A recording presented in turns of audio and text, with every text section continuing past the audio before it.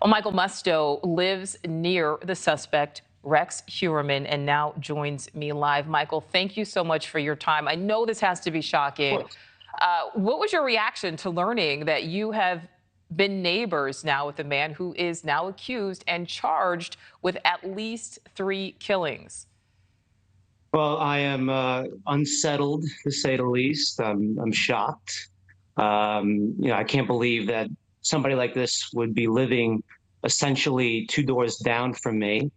It's just very unnerving, being that most of his victims were around the age of my younger sister, and being that she always would walk the dog past his house, and it would and every time she walked past his house, so she always had a very uncomfortable feeling passing the house. She just told me that a little while ago. So it's very, like I said, very unsettling to say the least. And I'm glad he's finally off the street. And, like I suspected, there's probably somebody else involved in this. And I hope they get whoever else is involved with this off the streets as well, because this is disgusting. Absolutely. Michael, what can you tell us about Heuermann? Did you ever have any contact with him? I know you mentioned your little sister walking the dog past his house, but what about you? Yeah. Well, he was a recluse, very antisocial, very quiet. He would walk past my house every morning because he would take the train to the city, and I would take the train as well because I work in the city. And he would walk past the house, never said hello or anything like that. Never paid any really much mind to it because, looking back at it now, you never know, like these people would be living right next door to you. So I would see him also on the train, never said hello, really. I would see his wife drive around town in like a green Dodge Charger. She would drive past my house and just look straight ahead. This is very surreal, waking up, 7 a.m. in the morning, looking out the window, seeing all this commotion going on, walking outside, and then having your neighbors tell you, oh, they got him, they got him. There was a serial killer living 2 doors down from you. So Yeah. I'm still trying to process all of this. It's only happened, what, like 7 or 8 hours ago? So, and even now, there's so many people in front of my house.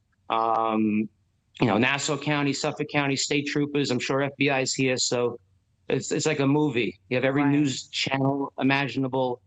So it puts everything in perspective. And I'm glad that he's off the street. They finally caught him.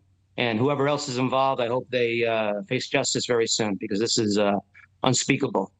And Michael, you kind of described what's happening right now in the neighborhood, and we were watching, as you were talking about that, some video of what's happening there. We know there's obviously a large police presence, investigators on the scene there, but kind of just give us a layout of your neighborhood. What is it like? What are your other neighbors like?